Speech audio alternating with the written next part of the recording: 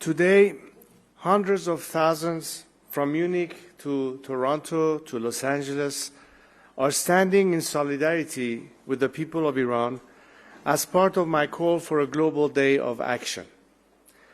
They are sending a clear message to the leaders of Western democracies to stand with the people of Iran. Here in Munich, 88 years after the Munich Agreement attempted to appease Hitler, we gather at an hour of profound peril to ask, will the world stand with the people of Iran, or again appease a regime which has massacred over 40,000 of its own citizens? Let me state the proposition plainly. The fate of Iran is not merely an Iranian question. It is a decisive test for global security in our time. For nearly half a century, the Islamic Republic has operated as a revolutionary enterprise, exporting instability through proxies, subverting neighbors' sovereignty, fueling conflict across regions, and advancing its nuclear ambitions. Yet something irreversible has changed. The battle in my country today is not between reform or revolution. It is between occupation and liberation. This is a generational revolt, uniting workers, students, women, professionals, and even elements within the state apparatus. They have rendered their verdict. The regime has forfeited legitimacy. When legitimacy dies, power crumbles. That is why the regime silences voices, shuts down the internet, and turns weapons against its own citizens. As Chancellor Merz declared, this regime has no legitimacy to govern the country. The question is no longer whether change will come. Change is on the way. The real question is how many Iranians will be sacrificed as democracies stand by and watch. A free and democratic Iran would fundamentally reshape the world. One of the world's most persistent sources of instability could become a pillar of stability. This is indeed a once-in-a-generation opportunity. But such an outcome is not inevitable. It demands strategic clarity and action from free nations. I commend France, Germany, and the United Kingdom for triggering snapback last year. I commend the United States and Europe for the sanctions in response to January's mass slaughter of tens of thousands of my compatriots and the hundreds of ensuing arrests and executions. These are not abstract statistics.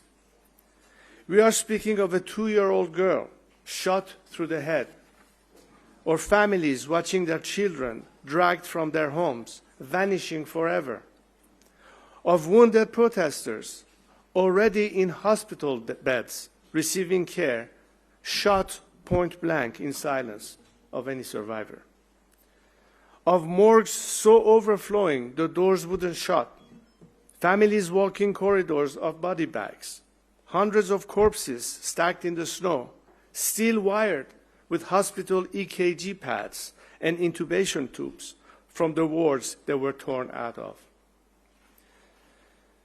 A few weeks ago in Davos, President Zelensky said, "So much was said about protests in Iran, but they were drowned in blood. The world did not help the Iranian people enough." He warned that if such brutality is rewarded with survival, it sends a clear signal to every bully: kill enough people and you stay in power. In our meeting yesterday, we discussed that we must ensure that this is not the lesson history takes from Iran. This regime targets your citizens as surely as it slaughters its own, through hostage-taking, terror plots, influence operations, and assassinations on your soil, from foiled bombings in Paris to disrupted killings in London, Berlin, and beyond, from the arbitrary detention of French teachers, Swedish diplomats, and Belgian aid workers. The threat is real and relentless. The regime reach knows no border. Neither should our resolve. What is required now is your resolute alignment with the Iranian people's unbreakable will to be free. 1 month ago at the National Press Club in Washington, D.C., I laid out 6 ways to help the Iranian people. Degrade the regime's repressive capacity by targeting IRGC leadership and infrastructure. Sustain maximum pressure by blocking assets and dismantling the fleet of ghost tankers. Break the information blockade by deploying Starlink and disabling internet kill switches. Expel Iranian diplomats and pursue crimes against humanity.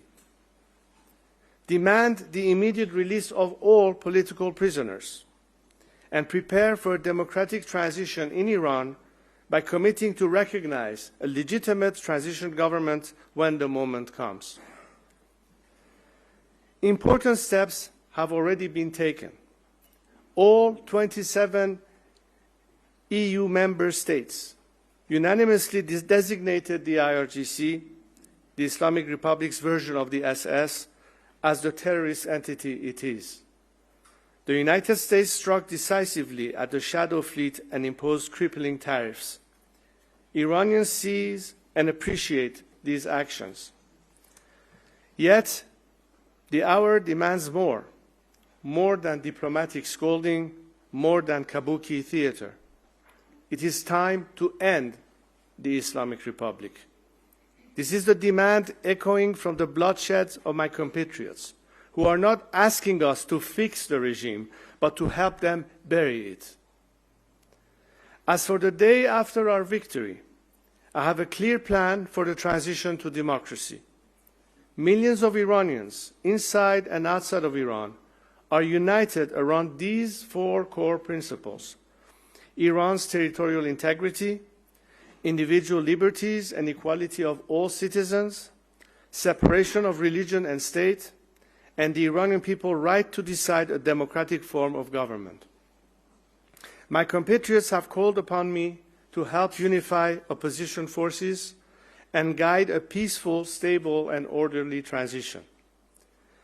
Through the Iran Prosperity Project, my team of experts have developed a plan for the first 100 days after the regime's collapse and the long-term reconstruction and stabilization of our country.